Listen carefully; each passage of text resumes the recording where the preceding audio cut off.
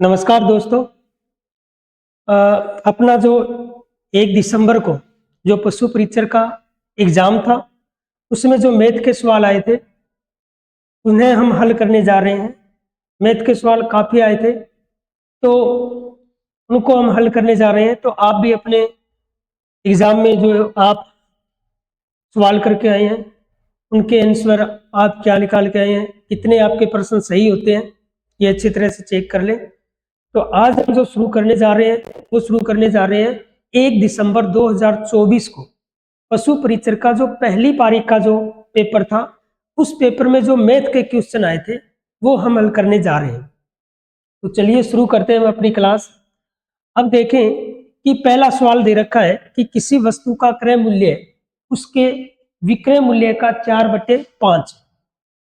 ये कहता है कि किसी वस्तु का क्रय मूल्य, सवाल में क्या दिया है कि किसी वस्तु का क्रय मूल्य जो है वो विक्रय मूल्य का, इसका भी विक्रय मूल्य का 4/5 है। अब देखो, जब भी इस तरह का कोई सवाल है, जैसे क्रय मूल्य, विक्रय मूल्य का, ब्याज, मूलधन का, इस तरह से सवाल है, तो याद रखना का के साथ जो भी इकाई दे रखी है, इसके साथ का के साथ जो भी इकाई दे रखी है, उसका जो अंक होता है वो कौन सा होता है? नीचे वाला। क्या बताया मैंने कि का के साथ, का या के भी आ सकता है, क्या आ सकता है? के भी आ सकता है। तो का या के साथ जो इकाई दी होती है उसका अंक कौन सा होता है? नीचे वाला। तो विक्रय मूल्य कितना हो गया? अभी 5 हो गया। फिर ये 4 है, तो ये 4 क्या हो गया? अपना क्रय मूल्य हो गया। तो क्रय मूल्य कितना है? क्रय मूल्य की बात करें तो कितना है? अभी 4 है। और विक्रय मूल्य की बात करें तो विक्रय मूल्य कितना हो गया? 5 हो गया। इस तरह से देखें तो कोई वस्तु है वो 4 की, कितने के? किसी वस्तु का क्रय मूल्य कितना है? 4 है, और उसको विक्रय मूल्य कितना है? 5 है। तो कोई वस्तु 4 में लेकर हमने 5 में बेची, तो इसमें हमें लाभ हुआ। तो कितने का लाभ हुआ? 1 रुपए का। तो कितने का लाभ हुआ? अभी 1 रुपए का लाभ हुआ। ये 1 रुपए का लाभ किस पे हुआ है? ये हुआ है 4 पे। किस पे हुआ है? 4 पे। अब सवाल में क्या पूछा है? लाभ प्रतिशत। क्या पूछा है सवाल में? लाभ प्रतिशत। तो लाभ प्रतिशत ज्ञात करें तो किसका गुणा करेंगे? 100 का। अब काटो, 4 एकम 4 और 25 चौके 100, तो इसका उत्तर कितना आ गया? अभी 25%। तो इसका उत्तर कितना होगा? 25%। ऑप्शन नंबर जो अपना बी है वो इसमें बिल्कुल सही होगा। नेक्स्ट सवाल देखते हैं।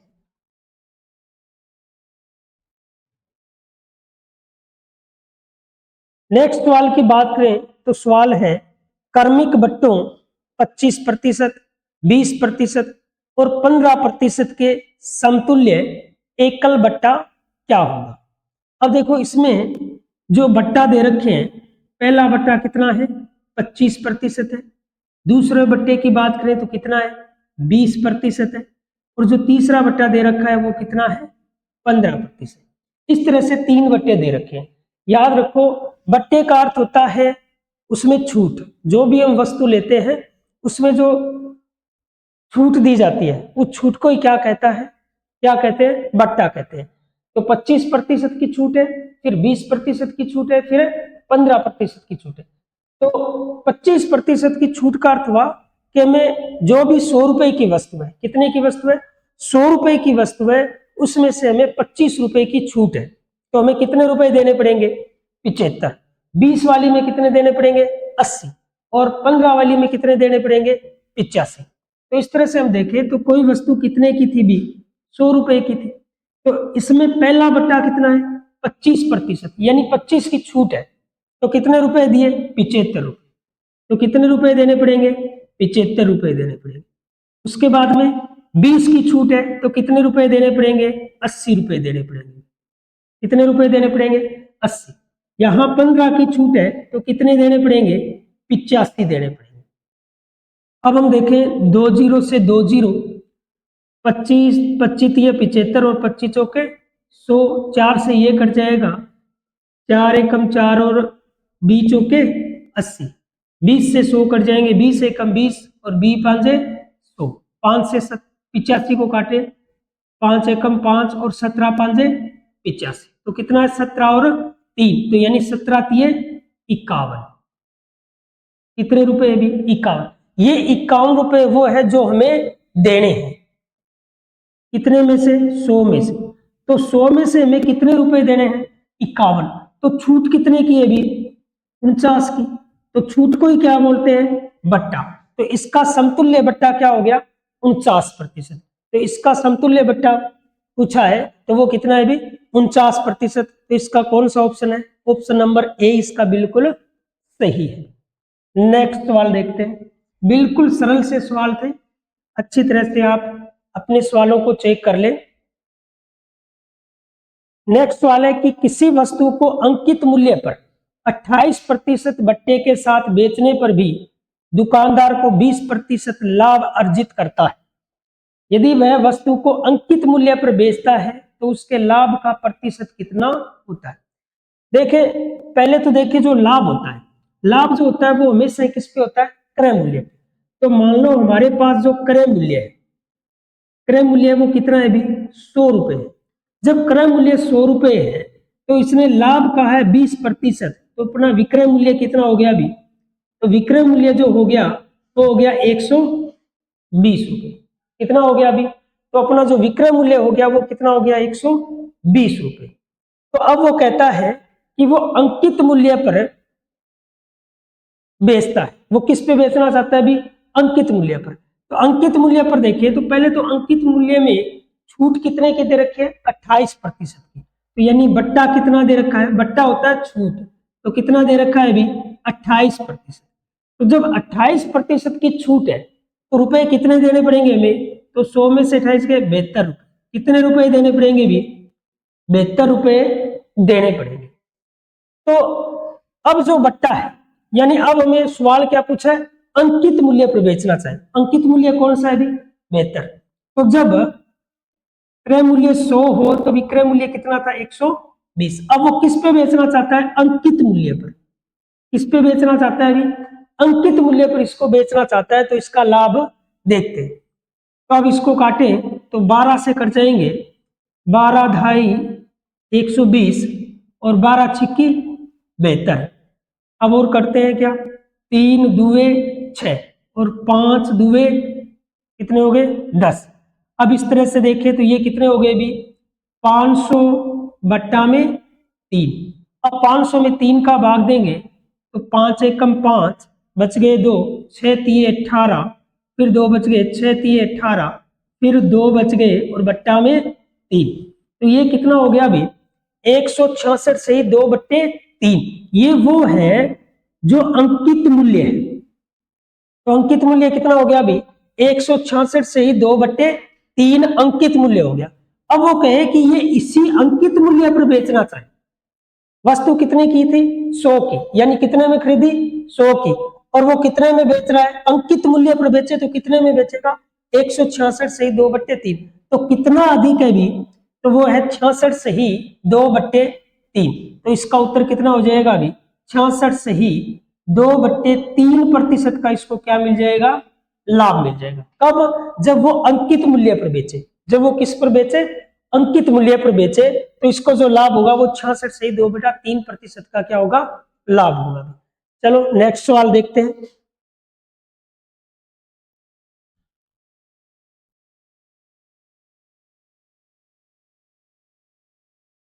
तो नेक्स्ट सवाल क्या है, ऐसे सबसे छोटी संख्या क्या है जिसमें से 4 घटाने पर वह 10, 12, 14 तथा 18 से पूर्णतः विभाजित हो जाती है।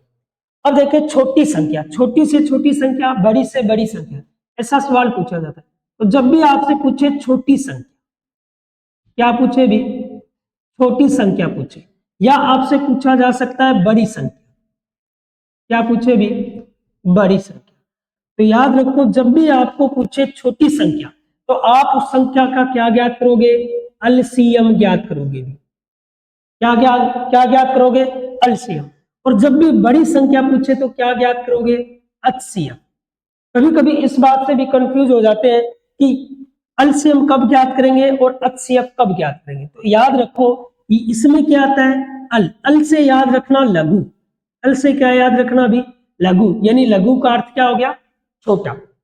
और अच से क्या याद रखना, हाई, क्या याद रखना अभी, हाई। और हाई का अर्थ क्या होता है, जो बड़ा, कुछ बड़ा। तो हाई का अर्थ, तो यानी एचसीएफ में बड़ी संख्या और एलसीएम में क्या लेते हैं, छोटी संख्या। अब सवाल में क्या है, ऐसी सबसे छोटी संख्या क्या है जिसमें से 4 घटाने पर वह 10, 12, 14 और 18 हो जाए। तो हमारे पास संख्या क्या दे रखी है, 10, 12, 14 और 18 दे रखी है। तो अब इन संख्या का क्या करूंगा मैं, एलसीएम। एलसीएम क्यों ज्ञात करूंगा कि इसने क्या पूछा है, छोटी संख्या। यदि बड़ी संख्या पूछता तो मैं क्या करता, एचसीएफ। तो एलसीएम देखें तो पहले 2 का जाएगा तो कितना हुआ भी, 5, 6, 7, 9। उसके बाद में फिर 2 का जाता है तो ये हुआ 5, ये हुआ 3, ये 7 और ये कितना हो गया, 9। अब किसका जाएगा अभी, 3 का। तो 3 का जाएगा तो 5 में नहीं जाता, 3 एकम 3, 7 में नहीं जाता, 3 तिये 9। अब फिर किसका जाएगा, 3 का। तो ये हो गया 5, ये 1, ये 7 और 3 एकम 3। अब किसका जाएगा अभी, 5 का। 5 एकम 5, 7 में नहीं जाता और 1। अब उसके बाद किस में जाएगा अभी, 7 में। तो 7 कम 7। अब देखिए, तो अब ये हमारे पास संख्या होगी 2 दुए 4, 4 तिये 12, 12 तिये 36, 36 पांचे 180 और 180 साते, 180 साते कितने होते हैं, तो देखते हैं 7, 8, 7, 56, 7 से देना है तो 0, कितना है अभी 0, 7 8 56 असल 5, 7 और 5 कितने हो गए 12। तो कितने हो गए अभी 1260, कितने हो गए 1260। ये 1260 वो संख्या है जिसमें से क्या है, क्या दे रखा है इसने, 4 घटाने पर। यानी ये 1260 वो संख्या है जो हमें 4 घटाने के बाद प्राप्त हुई है। यानी जैसे हमने किसी संख्या में से 4 घटाया तो हमें क्या मिला 1260। तो वो संख्या क्या थी, तो मैं इसमें जो 4 घटाया था वो वापस इसमें क्या कर दूंगा, प्लस कर दूंगा। ये जो 4 घटाया गया वो वापस इसमें प्लस कर दूंगा। तो कितना हो जाएगा अभी, ये हो जाएगा 1264। तो वो संख्या कौन सी थी भी, तो वो संख्या थी 1264। तो कौन सा ऑप्शन सही होगा इसका, option number D. Option number D है वो इसका बिल्कुल सही है। चलो नेक्स्ट सवाल देखते हैं।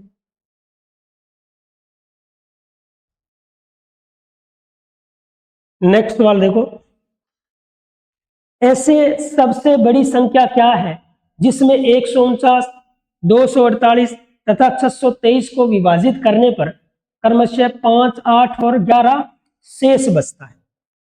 तो देखो इसमें क्या दे रखा है, बड़ी संख्या। अब देखो सवाल में क्या नाम दे रखा है, बड़ी संख्या। तो जब बड़ी संख्या दे रखा है तो मुझे क्या ज्ञात करना पड़ेगा, एचसीएफ। क्या ज्ञात करना पड़ेगा अभी, एचसीएफ। और यदि छोटी संख्या पूछता तो क्या करते, एलसीएम। अल यानी लघु, अच यानी हाई। ये हमने एक ट्रिक बना रखी है। अल को क्या मानेंगे, लघु यानी छोटी संख्या, अच को क्या मानेंगे, हाई यानी बड़ी संख्या। तो अब हमें बड़ी संख्या, तो पहले ये कहता है इसने संख्या क्या दे रखी है 149, लेकिन इसमें से कितना शेष बचता है 5। तो मैं इसमें क्या कर दूंगा, 5 को घटा दूंगा। जो शेष बचते हैं वो प्रत्येक संख्या में से क्या कर देंगे, घटा देंगे। तो पहले 149, तो 149 में से मैं कितने घटा दूंगा, 5। दूसरी संख्या क्या दे रखी है 248, 248 में से मैं कितना घटा दूंगा, 8। और तीसरी संख्या दे रखी है 623, कितनी दे रखी है 623, और 623 में से कितना घटा दूंगा मैं, 11। तो हमारे पास संख्या क्या प्राप्त होगी, हमारे पास संख्या प्राप्त होगी 144, ये हो गए 240 और ये हो गए 2, 1, 612। अब अब 144, 240 और 612 का क्या ज्ञात करना है मुझे? HCF। क्या ज्ञात करना है अभी? HCF। पहले हम देखें कि इससे बड़ी संख्या कौन सी है जिसमें इसमें चारों का तीनों में भाग जाता है। तो 12, 12 दुए 24, 12 को 12 144। ठीक है, तो किससे चला जाएगा अभी? 12 से।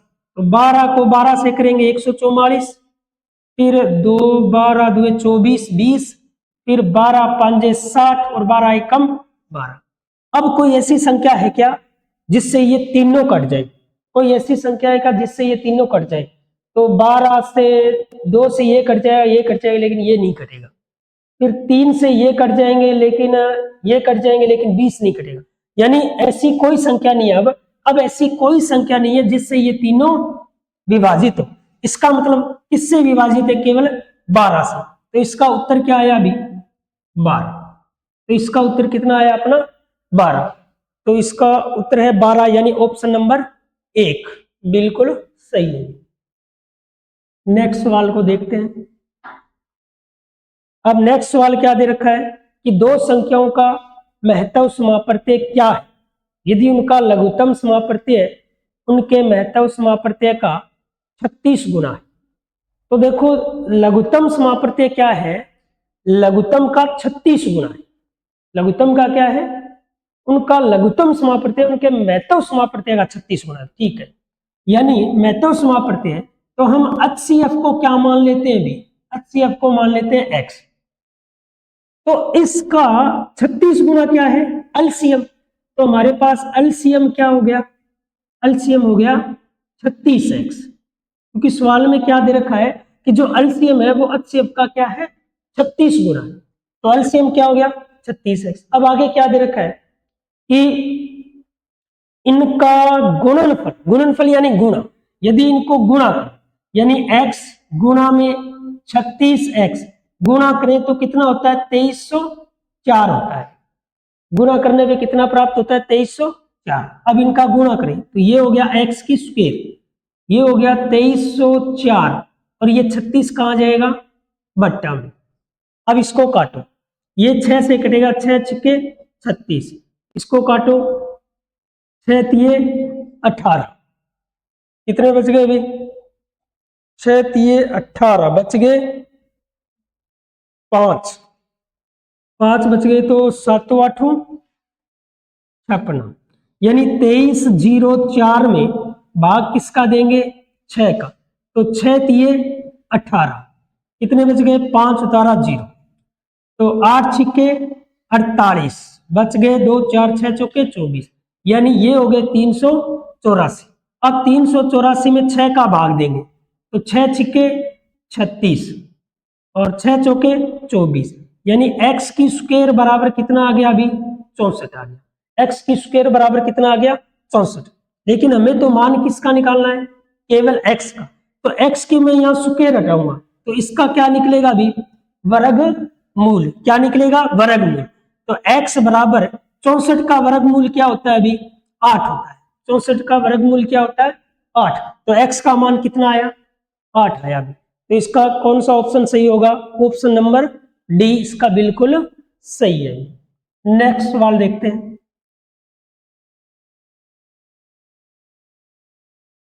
नेक्स्ट सवाल क्या है कि तीन संख्याओं का योग 169 है। तो तीन संख्या दे रखी है और उन तीन संख्याओं का योग कितना है? 169 है।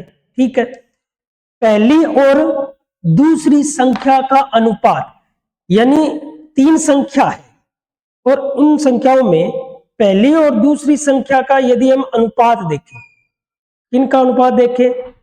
पहली और दूसरी संख्या का यदि अनुपात देखें तो वो अनुपात है 2:3। कितना है अभी? 2:3 है। तो दूसरी और तीसरी संख्या का अनुपात, अच्छा 5:8 दे रखा है। चलो देखते हैं। अब ये कहता है कि तीन संख्याओं का योग, यानी योग कितना दे रखा है? तीन संख्याओं का योग दे रखा है 100, कितना है भी? 196। चलो भी नेक्स्ट सवाल क्या है कि तीन संख्याओं का योग 196। तो तीन संख्याओं का योग कितना है भी 196। उनमें पहली और दूसरी संख्या का अनुपात, पहली और दूसरी संख्या का, मान लो a अनुपात b, पहली और दूसरी संख्या का अनुपात क्या है 2:3, तथा दूसरी और तीसरी संख्या, मान लो तीसरी संख्या क्या थी अपनी c, तो दूसरी और तीसरी संख्या का अनुपात है वो है 5:8। तो दूसरी और तीसरी संख्या का 5:8 है। अब यहां जो पास वाला स्थान खाली होता है, पास वाला स्थान जो खाली होता है वो कौन लेता है, पास वाली संख्या। तो पास वाली संख्या क्या है 3, तो ये स्थान कौन लेगा 3। यहां देखें तो इसके पास कौन सा है 5, तो ये स्थान कौन लेगा 5। अब इसको करो 5 दुए 10, 5 तिये 15 और 8 तिये 24। तो वो तीन संख्या का अनुपात क्या है हमारे पास 10, 15 और 24। अब वो कहता है कि इनका योग कितना होता है, इसने 196, हमारा योग कितना होता है भी, ये हो गया 25, 25 और 24 49, हमारा योग कितना हुआ 49। लेकिन ये कहता है 196 और हम कहते हैं 49। क्या कहते हैं 49। कौन सी संख्या पूछी है, तो इसने पूछी है पहली संख्या, तो गुणा में क्या लिख देंगे पहली संख्या, क्या है हमारे पास 10। अब इसको काटो, कितने पे कट जाएगा अभी 4 पे, कितने पे कट जाएगा 4 पे, तो इसका उत्तर कितना है 10 चौके 40। तो इसका कितना आएगा अभी 40। तो वो पहली संख्या क्या है 40 है, यानी ऑप्शन नंबर ए इसका बिल्कुल सही है। चलो अभी नेक्स्ट सवाल देखते हैं। नेक्स्ट सवाल की बात करें तो लिखा है दो संख्याओं के औसत और उनमें से एक संख्या का अनुपात 2:3 है। ठीक है, दो संख्याओं का औसत और उनमें से एक का है 2:3, क्या है भी 2:3 है। तो अब देखो यदि पहली संख्या का औसत 2 है, तो पहली संख्या का, और संख्या कितनी है 2 ही है, संख्या 2 ही है और पहली संख्या का औसत 2 है, तो बताओ उनका योग कितना हो जाएगा, सबका योग करें तो कितना हो जाएगा 4, कितना हो जाएगा अभी 4। तो जब योग 4 करें, क्योंकि पहली भी 2 है और दूसरी भी क्या है 2 है, यानी पहली संख्या का पहली भी 2 है, औसत निकाले तो कितना होता है 2, तो पहली भी 2 और दूसरी भी 2, तो योग कितना हो गया 4 हो गया। अब इसमें देखें तो इनका योग 4 होता है, तो 4 में से एक संख्या कितनी है 3 है, 4 में से एक संख्या कितनी है भी 3 है, तो दूसरी संख्या कितनी रह गई, कितनी रह गई भी 1 रह गई भी। योग इनका क्या है, इनके औसतों का योग कितना हो गया 4 हो गया, 4 हो गया। तो अब हम देखें तो इसमें पहली संख्या को कितना है 3, एक संख्या कितनी है इसमें 3 है, तो दूसरी संख्या कितनी बच गई, 1 बच गई कि नहीं बच गई। अब 3 और 1 4, योग 4 होता है कि नहीं होता। तो अब सवाल में क्या पूछा है कि बड़ी संख्या और छोटी संख्या का अनुपात, तो बड़ी क्या है 3 और छोटी क्या है 1, तो इसका अनुपात क्या है 3:1 है, जो ऑप्शन नंबर बी है बी। तो 2 नंबर ऑप्शन इसका बिल्कुल सही है। नेक्स्ट सवाल देखते हैं। सबसे छोटी संख्या, देखो वही बात आ गई, सबसे छोटी संख्या। अब देखो मैंने आपको अभी बताया है कि जब भी छोटी संख्या पूछे, क्या पूछे, जब भी छोटी संख्या पूछे तो हमें क्या ज्ञात करना होता है एलसीएम, और बड़ी संख्या पूछे तो क्या ज्ञात करना है भी एचसीएफ ज्ञात करना है। तो एलसीएम यानी अल लघु, तो छोटी संख्या ज्ञात करनी है। तो अब वो संख्या क्या दे रखी है इसने 12, 15, 18 और 20, 12, 15, 18 और 20 ये संख्याएं दे रखी है, तो इनका क्या निकालेंगे हम एलसीएम। तो पहले जाएगा 2 का, तो 2 का गया 6, 15, 9 और 10, फिर 2 का भाग और चला जाएगा 3, 15 में नहीं जाता, 9 में नहीं जाता, और ये 5 हो गया। अब किसका जाएगा 3 का, 3 एकम 3, 5 तिये 15, 3 तिये 9, 5 में भाग नहीं जाता। अब फिर जाएगा 3 का 1, 5, 1, 5, ठीक है। अब किसका जाएगा 5 का, अब देखो कितने 2 दुए 4, 4 तिये 12, 12 तिये 36 और 36 पंजे 180, 36 पंजे कितने होते हैं भी 180, 80 होते हैं। अब ये यानी तो ये 100, तो शेष कितना बचता है अभी? 3। शेष कितना बचता है? 3 बचता है। तो शेष 3 बचता है, तो उसको हम इसमें क्या कर देंगे? प्लस कर देंगे। शेष कितना बचता है? 3 बचता है, तो उसको इसमें प्लस कर दो, तो वो संख्या कितनी हो गई भी? 183। तो वो संख्या कौन सी है? 183, यानी ऑप्शन नंबर बी इसका क्या हो जाएगा? सही हो जाएगा। नेक्स्ट सवाल देखते हैं। एक दुकानदार किसी वस्तु को 1188 रुपए में बेचता है। बेचता है यानी विक्रय मूल्य। तो विक्रय मूल्य कितना हो गया अभी? 1188 रुपए। और 10% की हानि होती है। 20% का लाभ प्राप्त करने के लिए उस वस्तु को कितने रुपए में बेचना चाहिए? यानी 100 रुपए की कोई वस्तु थी, तो पहले वो 10% हानि पर बेचता है, तो कितने में बेच दी? 90 रुपए में। जब 100 रुपए की कोई वस्तु थी और 10% हानि पर बेचता है, तो कितने में बेच दी? 90 में। अब सवाल में लिखा है कि वो 20% का लाभ कमाना चाहता है, तो लाभ तो होता तो क्रय मूल्य पे ही है। ये हमारा क्या है अभी? क्रय मूल्य। ये हमारा कौन सा है? विक्रय मूल्य। लेकिन कौन सा? हानि वाला विक्रय मूल्य। अब वो कहता है लाभ कमाना चाहे, तो इसी 100 पे लाभ कमाना चाहे तो उसे कितने में बेचनी पड़ेगी वो वस्तु? 120 में। तो ये कौन सा हो गया अभी? विक्रय मूल्य। ये लाभ वाला हो गया, और ये कौन सा हो गया? हानि वाला। अब देखो ये विक्रय मूल्य कौन सा दे रखा है? 1188, हानि वाला। सवाल में देखो क्या दे रखा है कि 1188 रुपए में बेचता है, तो 10% की हानि होती है, यानी ये हानि वाला विक्रय मूल्य। हमारा हानि वाला विक्रय मूल्य कितना है? 90, और इसका 1188। तो ये तुलना हो गई। ये 1188 बताता है और हम कहते हैं कितने? 90। अब सवाल में क्या पूछा है कि 20% लाभ पर बेचता तो विक्रय मूल्य क्या?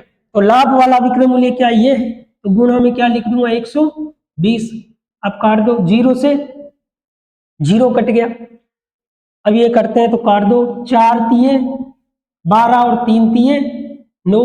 अब ये 3 से काट दो, 3 तिये 9, बच गए 2, 28, 9 तिये 27, बच गया 1 और 6 तिये 18, यानी 396 हो गए। अब इसमें भाग दो 4 का, 6 चौके 24, असिल 2, 4 में 36 शेर 2, 38 असल 3, 4 तिये 12 और 3 15, यानी कितना हो जाएगा? 1584। तो इसका उत्तर कितना होगा अभी? 1584, यानी ऑप्शन नंबर 1 है वो इसका सही हो जाएगा। तो 1 नंबर ऑप्शन है वो बिल्कुल इसका सही हो जाएगा। पहली पारी में जो मैथ के क्वेश्चन आए हैं वो हल कर रहे हैं, हम केवल मैथ के क्वेश्चन हल कर रहे हैं, तो आप इनको अच्छी तरह से देख लें। नेक्स्ट सवाल देखते हैं, बिल्कुल सरल है, बिल्कुल सरल लेवल आया पेपर का, मैथ में कोई कठिन नहीं है। रोहन एक कलाई घड़ी को अंकित मूल्य के 4/5, अब देखो इसने लिखा है अंकित मूल्य के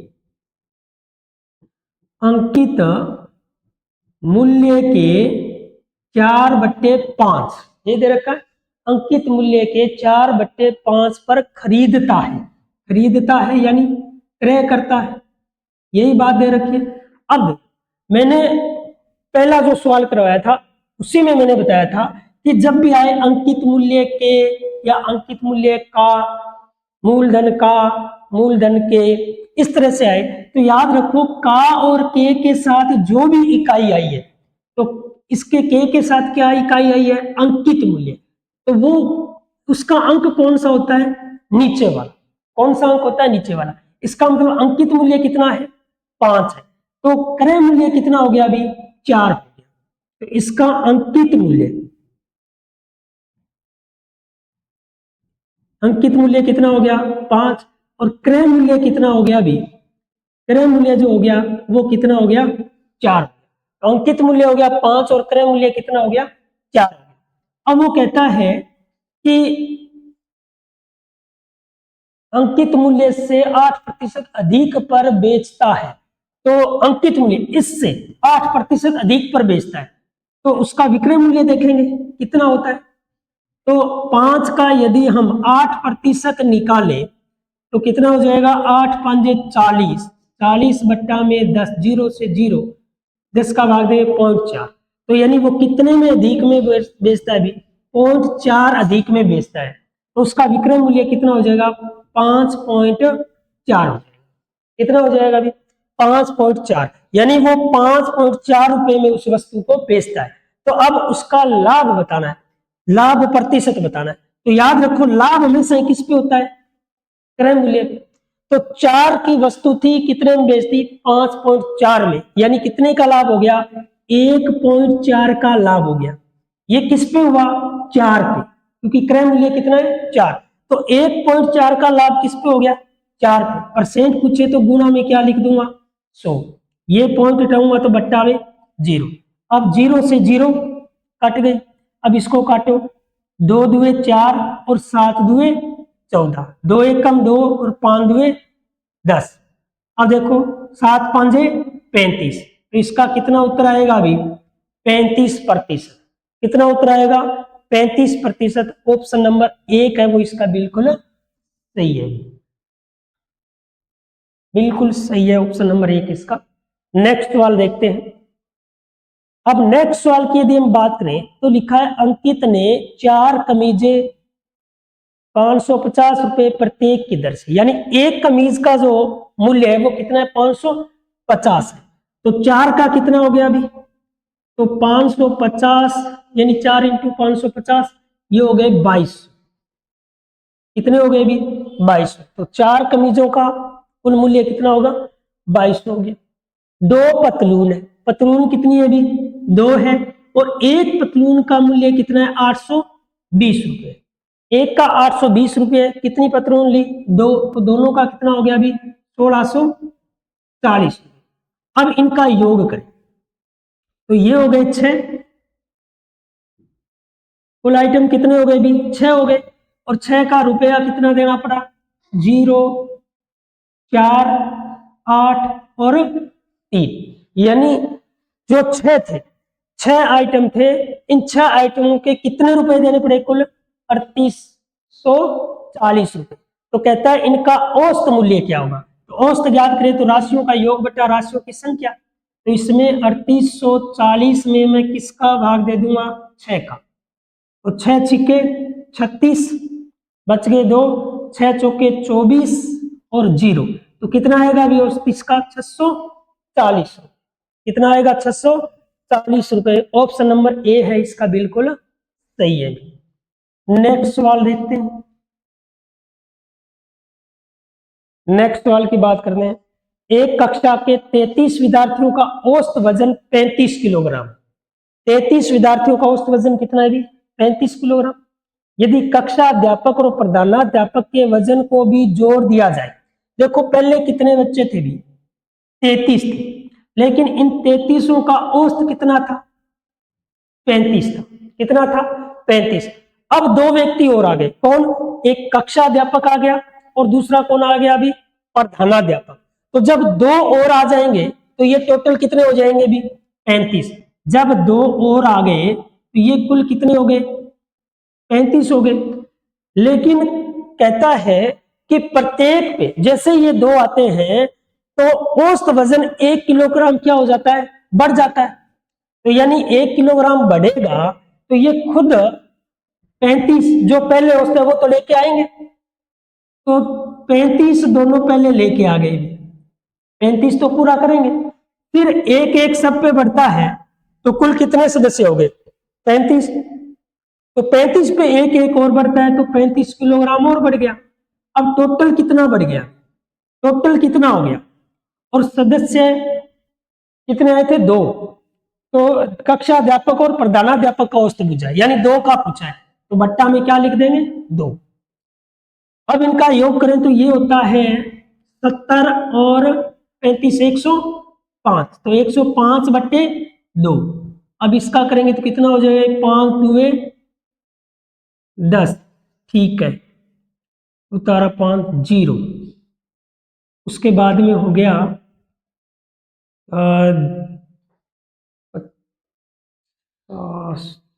5 दुए 10, फिर उतारा 5, 2 दुए 4, 2 दुए 4, बच गया 1, लिया पॉइंट 10, 5 दुए 10, तो कितना आता है अभी 52.5।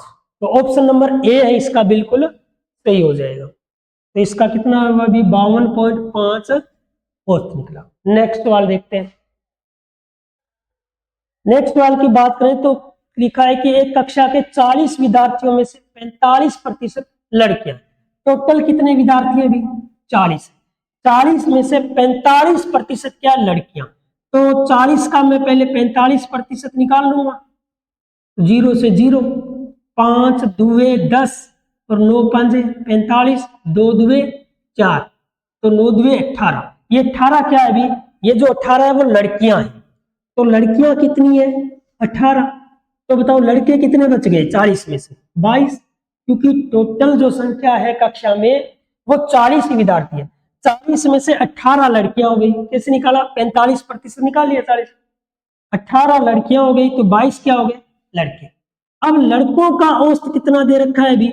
लड़कों का जो औसत दे रखा है वो 48 है, ठीक है, और लड़कियों का औसत है वो कितना है? 43।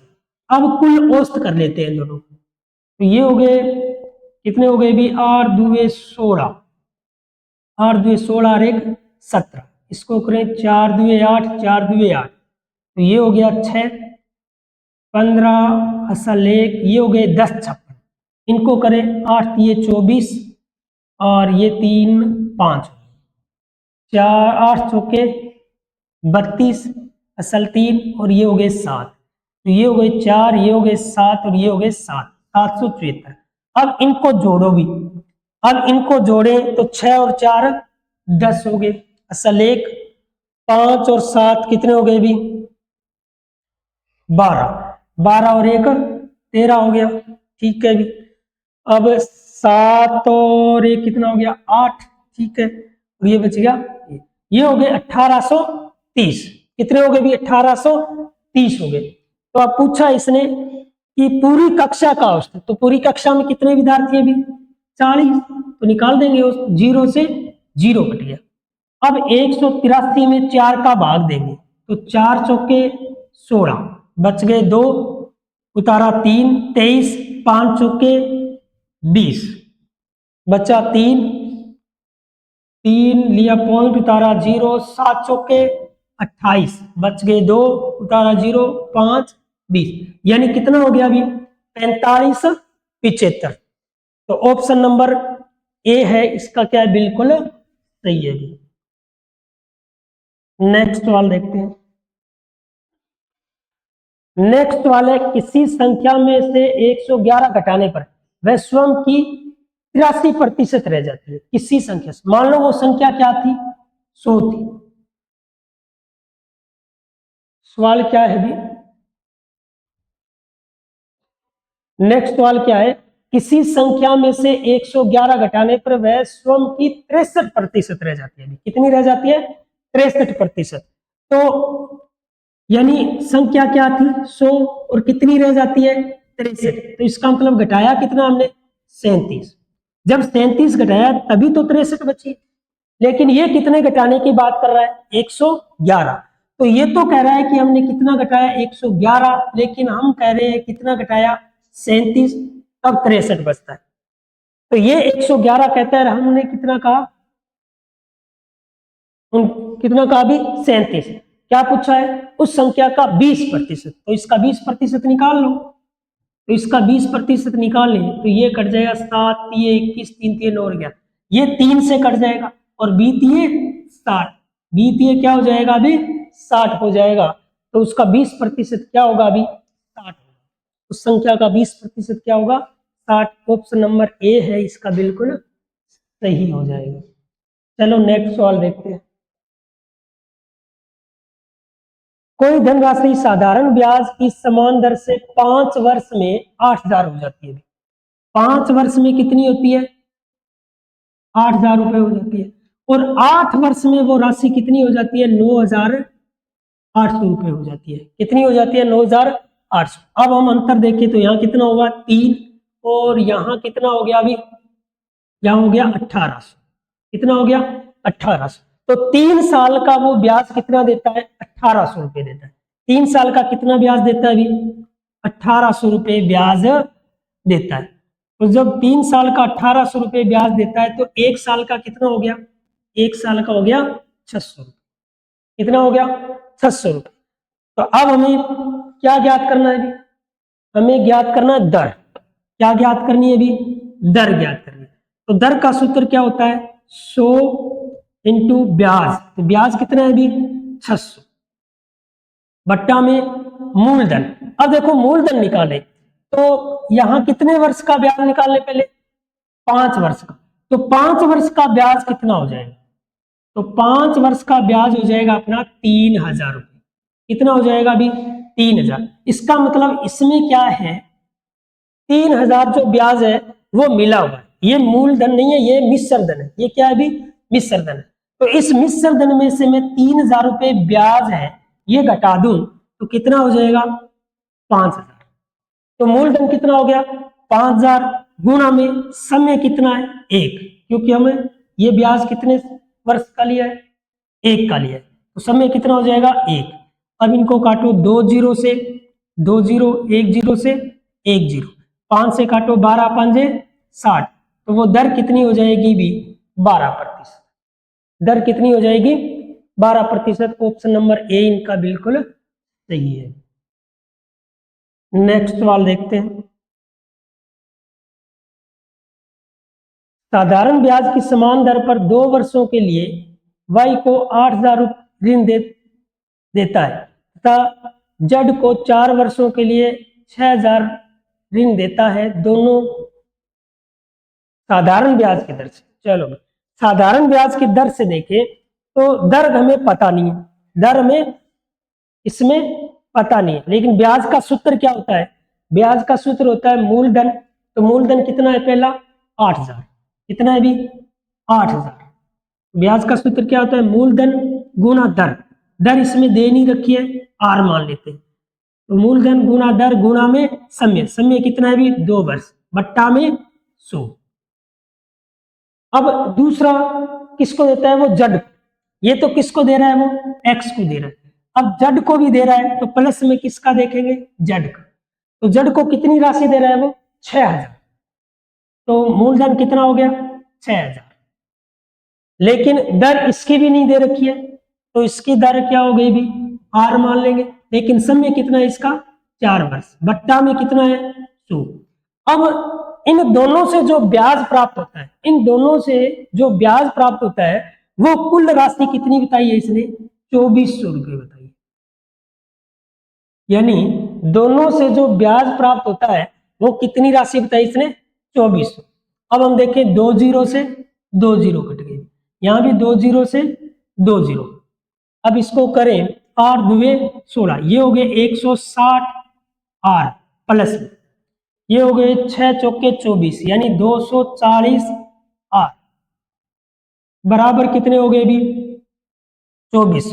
अब इन दोनों को जोड़ें तो ये हो गए 200 200 400। तो ये हो गए 400 आर बराबर कितने हो गए भी? 2400। 2 जीरो से ये 2 जीरो कट गई, तो आर बराबर कितना हो जाएगा भी? 24 बट्टा में 4। 24 बट्टा में 4 तो 6 चौके 24, तो कितने प्रतिशत हो जाएगी भी? 6%। तो ऑप्शन नंबर डी है वो इसका बिल्कुल सही है। तो इसका उत्तर कितना हो जाएगा? 6%। बिल्कुल सरल से सवाल आए हुए थे। नेक्स्ट सवाल देखते हैं। तो नेक्स्ट सवाल है, किसी धनराशि पर साधारण ब्याज उसके मूल राशि का यानी मूलधन का 1/9 है। देखो सेम ही सवाल आ गया, यानी ये क्या कहता है कि जो साधारण ब्याज है, साधारण ब्याज जो है वो क्या है? मूल राशि का। मूल राशि मूलधन ही होती है। मूल राशि का क्या है भी? 1/9 है। मूल राशि का क्या है? 1/9 है। अब देखो ये क्या आ गया? का। तो मैंने पहले वाले सवाल में ही बताया था कि जब किसी के साथ का या के आए, ठीक है ना, का या के आए आगे क्या है? भिन्न संख्या है। तो मूल राशि का, तो का के साथ जो भी इकाई दी है, का के साथ जो भी इकाई दी है उसका अंक कौन सा होगा भी? नीचे वाला। इसका मतलब मूलधन क्या है हमारे पास, तो मूलधन जो है हमारे पास वो कितना है भी 9 रुपए हो गया। कितना हो गया 9। ब्याज कितना हो गया अब हमारे पास, तो ये क्या है ब्याज, ब्याज कितना हो गया अभी 1 हो गया।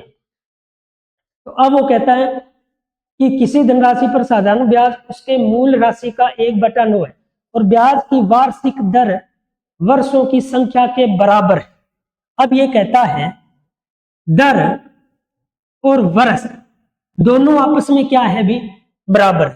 तो यदि मैं दर को आर मानता हूं तो वर्ष भी क्या हो गया आर हो गया, यानी दोनों आपस में बराबर है। तो ब्याज की वार्षिक दर ज्ञात करो। तो दर का सूत्र क्या होता है, दर का सूत्र होता है 100 इंटू ब्याज। तो ब्याज कितना है 1, ब्याज कितना है 1 बट्टा में मूलधन। तो दर को क्या माना है हमने आर, दर को क्या माना है भी आर। मूलधन, मूलधन कितना है 9 गुणा में आर, समय कितना है आर, कि दर भी आर है और समय भी क्या है आर है। अब इनका गुणा करें, इनका गुणा करेंगे तो ये हो जाएगा आर की सुकेर और ये क्या हो जाएगा अभी 100/9। अब देखो ये सुकेर हटाएंगे तो दोनों का क्या लेंगे वर्गमूल, जब सुकेर हटाएंगे तो दोनों का वर्गमूल। तो आर बराबर 100 का वर्गमूल कितना होता है 10 और 9 का वर्गमूल कितना होता है अभी 3। 9 का कितना होता है 3, तो इसका कितना हो गया 10/3। तो 10 में 3 का भाग देंगे 3 1 3 3 9 शेषफल 1 और ये 3। तो इसका कितना आ जाएगा अभी 3 से ही 1/3%। कौन सा ऑप्शन हो जाएगा, ऑप्शन नंबर डी इसका हो जाएगा। 3 से ही 1/3% दर है इसकी। नेक्स्ट सवाल देखते हैं। नेक्स्ट सवाल है कि यदि a अनुपात 6, यानी a अनुपात 6 को मैं लिख सकता हूं a/6, a/6 लिख सकता हूं, और b अनुपात 7 इसे मैं लिख सकता हूं b अनुपात 7 है क्या, क्या इसमें b अनुपात 7, हाँ इसे मैं लिख सकता हूं b/7। क्या लिख सकता हूं b/7 लिख सकता हूं। तो इसने बताया है, अच्छा आगे दे रखा है c/8। तो पहले इसको देखें, पहले इसको हल करें तो हमारा हो गया e अनुपात b अनुपात c की बात करें, क्योंकि a b और c दे रखा है, क्योंकि ये दे रखा है c/8 ये दे रखा है। तो अब हम देखो इनको पलटे, तो b का कितना है 6 और a का कितना है भी 7। नहीं, अब इनको क्या करें हम पलटे तो ये क्या आ जाएगा अभी 6b, क्या आ जाएगा 6b आ जाएगा, और ये क्या आ जाएगा इसको इससे गुणा करेंगे तो 7a आ जाएगा। इसका मतलब b का कितना है, b का कितना है 7 और a का कितना है भी 6। देखो इसको हल करें ना हम, a b बराबर b/7, ये 6b, ये कितना है 6, इसको तिरछा गुणा करें, तिरछा गुणा करें तो देखें तो ये कितना आ जाएगा 6b आ जाएगा, और ये कितना आ जाएगा 7a आ जाएगा। अब देखो a का मान है इधर वाला और b का मान है ये, तो a का मान कितना हो गया अभी, a का मान 6 और b का मान कितना हो गया 7। अब सेम इसी तरह से इनको करें तो ये है b/7 और c/8। इनका क्या है अभी b/7 और c/8, ठीक है। अब इसको मैं करूंगा तो ये कितना आ जाएगा 7c, और इसको मैं करूंगा तो कितना आ जाएगा अभी 8b, यही आ जाएगा। अब बताओ b का कितना है, b का 7 और c का कितना है 8, तो मिल गया। तो b का कितना है 7 और b का पहले भी यहाँ कितना है 7, तो ठीक है 7 ही रहने देंगे, और c का कितना है भी 8। तो ये हमारे पास हो गए 6:7:8। तो a का मान कितना है 6, b का 7 और c का कितना हो गया 8। अब आगे क्या दे रखा है, तो आगे इसने दे रखा है 2a + 3b, 2a + 3b - c, और बट्टा में क्या लिखना है हमें, बट्टा में लिखना है a b + c, b + c। अब इनका मान लिख देते हैं।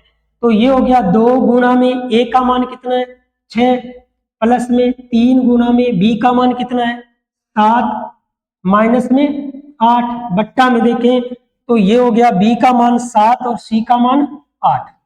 अब इसको करें 6 दुए 12, प्लस में 7 तिये 21, माइनस का 8, बट्टा में कितना हो गया अभी 15। अब इनका योग करो, ये कितने हो जाएंगे, ये हो जाएंगे भी 3 और 3 माइनस 8 बट्टे 15। अब 33 में से क्या घटाना है अभी 8, 33 में से 8 घटाएंगे तो कितना बचेगा 25, 25 बट्टे 15।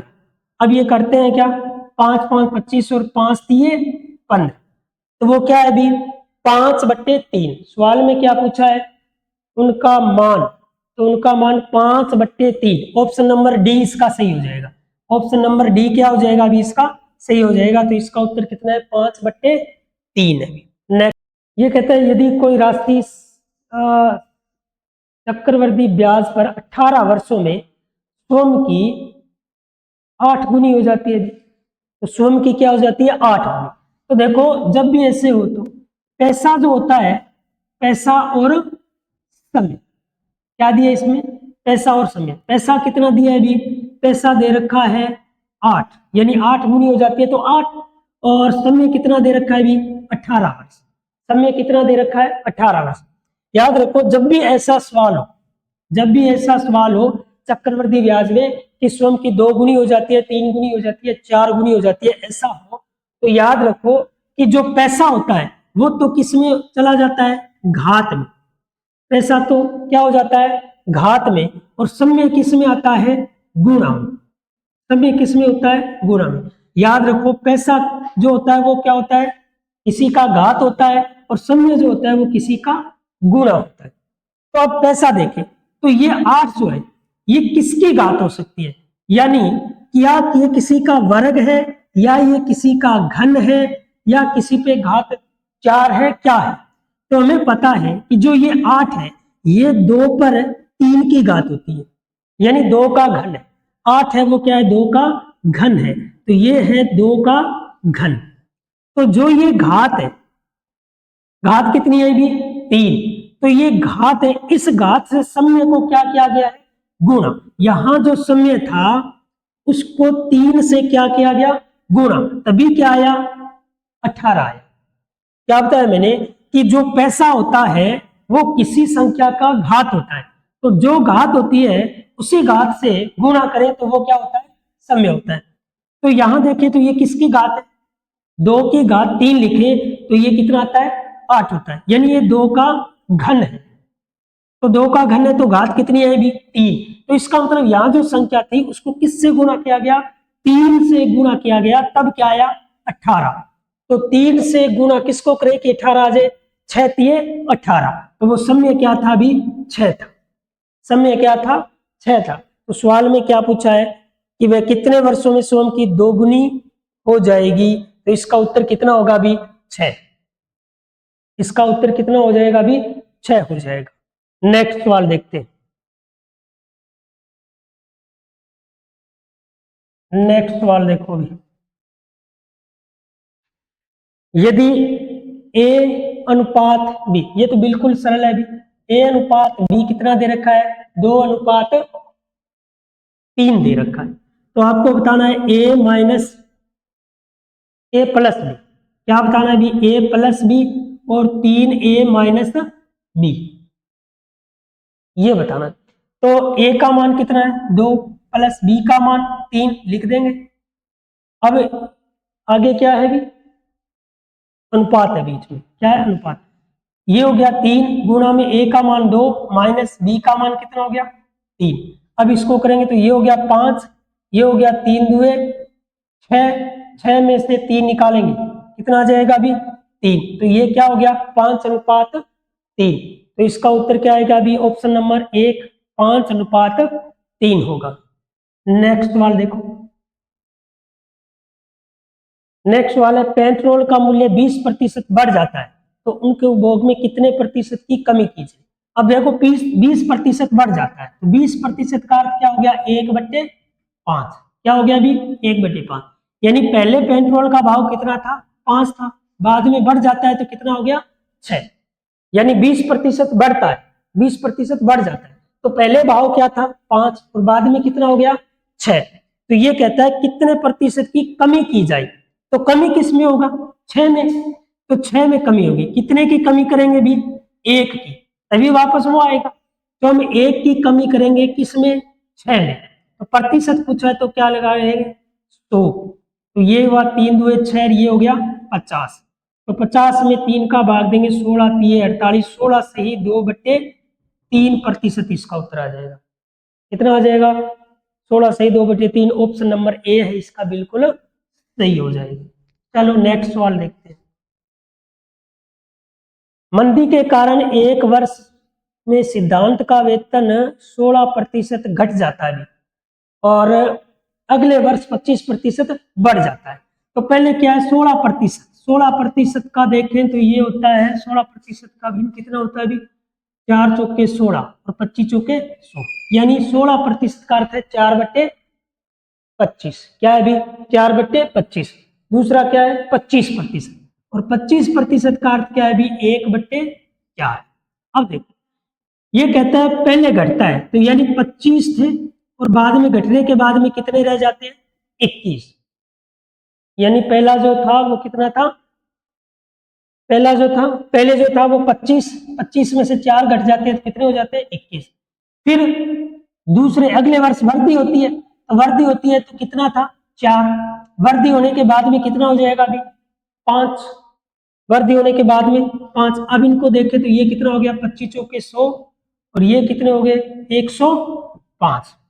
तो क्या परिवर्तन हुआ अभी, पहले कितना रुपया था, 100, बाद में 105। तो बताओ क्या परिवर्तन होगा, 5 की क्या हो गई, वृद्धि। तो 5% की क्या होगी भी, वृद्धि होगी। ऑप्शन नंबर सी इसका सही हो जाएगा। तो 5% की क्या होती है इसमें, वृद्धि होती है। तो सी नंबर ऑप्शन है वो इसका बिल्कुल सही है। नेक्स्ट सवाल देखो, किसी संख्या के 71% और 62% के अंतर 81 है। ये कहता है 71 और 62 का जो अंतर है वो क्या है, 81। लेकिन हम देखें तो हमारा अंतर कितना आता है, 9 आता है, और ये कहता है 81। तो 81/9 कितना हो गया अभी, 81/9 हो गया। तो उस संख्या का 25% क्या होगा, तो इसका 25% पूछा है अभी। तो देखे 9 से कट जाएगा, 9 में 81 और 25 हो गया 225। कितना हो गया अभी, 225।